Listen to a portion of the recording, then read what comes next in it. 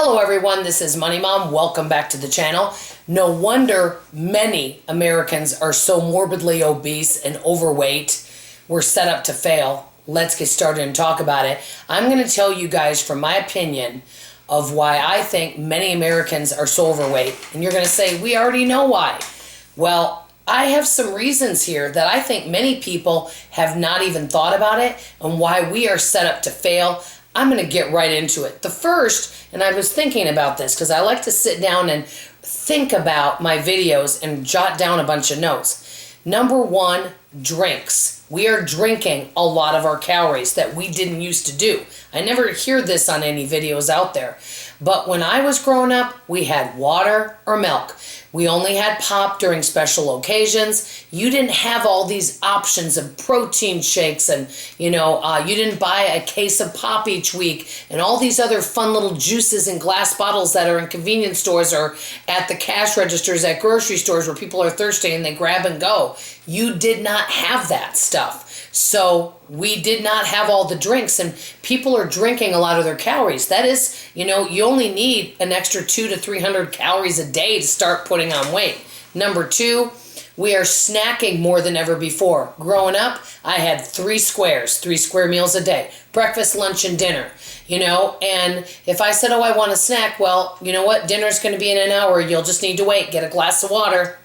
That's what you did. So you had to wait. You couldn't just be snacking your way through. You'll ruin your dinner. How many of you heard that from mom and dad, right?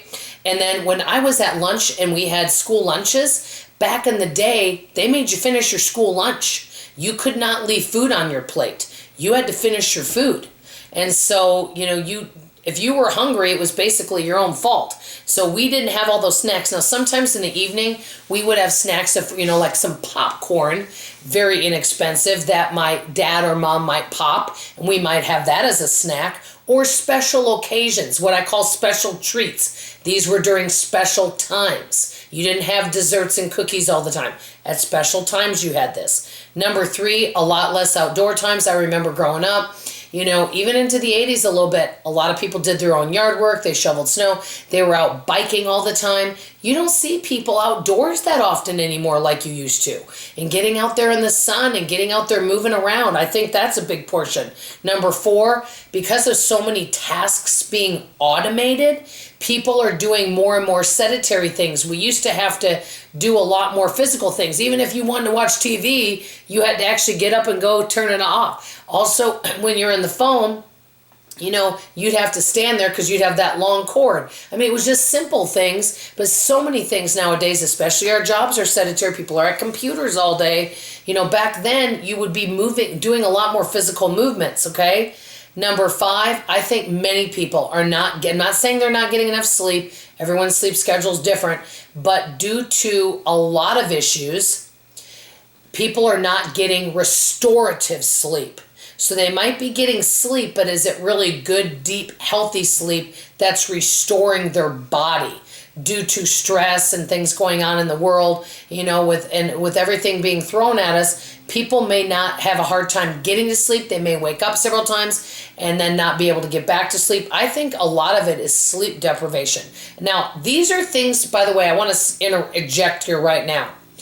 This video right here, I'm not an expert on any of this. These are my personal opinion. Always do your own research. You may disagree with me, and that's okay.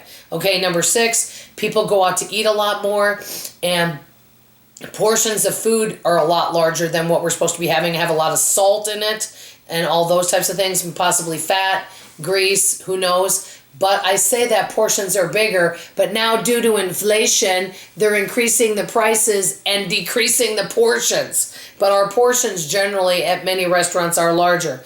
Number 7, we have food at our fingertips. That's not the way it was when I was growing up. So much convenience food, and you want to snap, grab it and go, you got it. Whether it's vending machines, and when I was growing up, they had vending machines.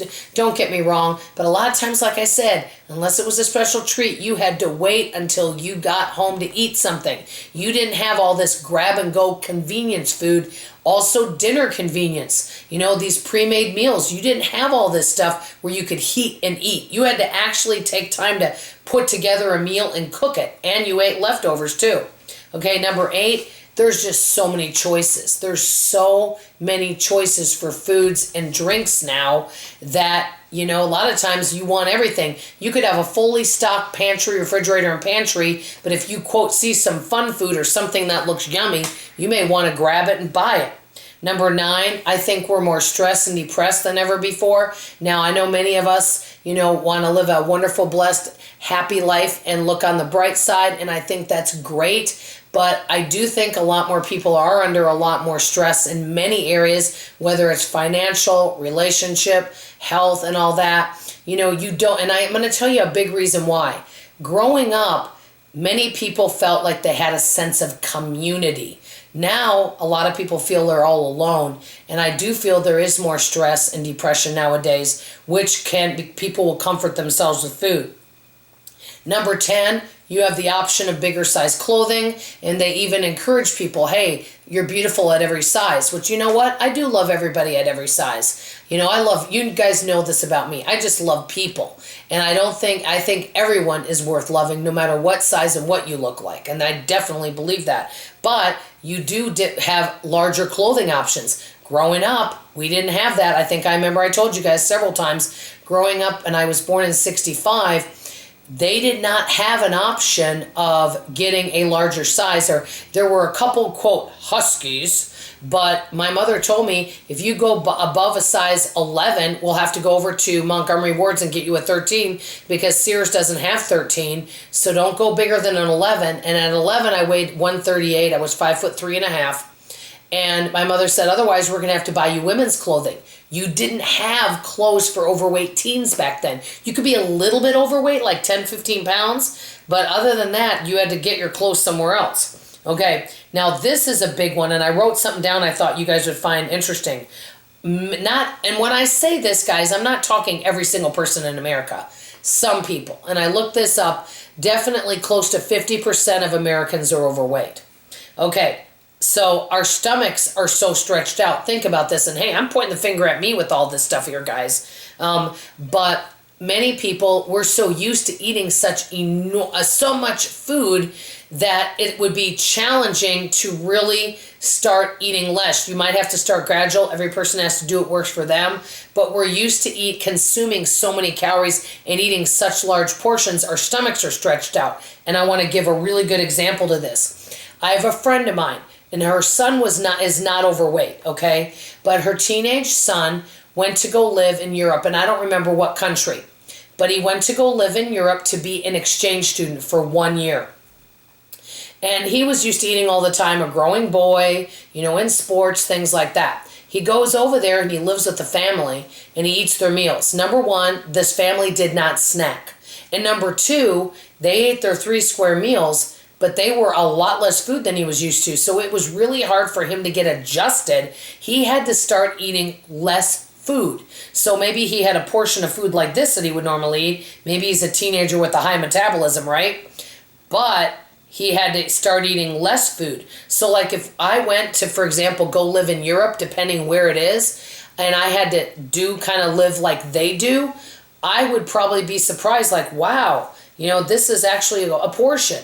And so we're used to such enormous portions as it is, but found out from my friend's son living somewhere else, it was a huge adjustment to get used to no snacking and a lot smaller portions. So that was a big, eye-opener. Okay. Number 12, basically it's so acceptable now. So many people are heavy that it's very, very acceptable to be this way. So a lot of things do cater to heavier people. Number 3, many people nowadays are working multiple jobs, so they don't feel like they have enough time for self-care. Growing up, people had, this is me in Minnesota, you had one job and you worked maybe 40 hours a week. You had your vacation time 2 to 3 weeks a year. You had your sick days and all of that type of stuff. And then occasionally for some side money, you might do a side job, but it wasn't all the time. So my dad would do things on the side to make money, but you had your family time. You worked your 8 hours and you had your evening, okay? And so, with people working so many different jobs, running around here or there, they don't feel like they have enough time for self-care and taking care of themselves and feeding themselves and exercising and getting enough sleep. That whole thing goes together. Number 14, a lot of social events, all involving food. And so right now, I'm just naming 14 things. Another thing I want to add to this is I feel like many people have gotten out of what I call, quote, routines. Growing up, we had breakfast at a certain time, lunch at a certain time, dinner at a certain time. We had our chores at a certain time. There were all these things, and we followed doctor's orders. The doctor told us, or dentist, how do you take care of your teeth? You drank, your enough water. We had your certain fruits and vegetables you ate, and we had structure in our life and a schedule, a routine. And I definitely think that really helped us to stay a healthier weight too. And back then, if people were starting to become overweight, they would kind of nip it in the bud. Like I remember my dad did that. He would maybe gain a little bit of weight. Well, right away, he would just stop eating less. He'd stop maybe having dessert. He'd eat a smaller portion, things like that, so that he would take off that 10 pounds he might have gained. And so people would kind of pull in the reins, as you would say. These are some of the reasons, and I think a lot of these I've not heard a lot of people talk about. So let me know what you guys think. Any of these reasons I mentioned, did any of them resonate with you? I'm just kind of curious. But I really feel like our system here is we're set up to fail. Does it mean that you can't succeed in long-term weight loss? No, it doesn't mean that. But I do think it is more challenging for many people to have long-term success because of these reasons. That's my opinion. I know this went over 5 minutes, but I really felt like I wanted to chat about this today. I want to hear from you in the comments below. Out of all these reasons that I mentioned, which one do you relate to the most? Let's hear about it and talk about it in the comments below. That's all I have to say for now. I love you, I appreciate you, and I sure hope to see you for tomorrow morning's video. Bye-bye.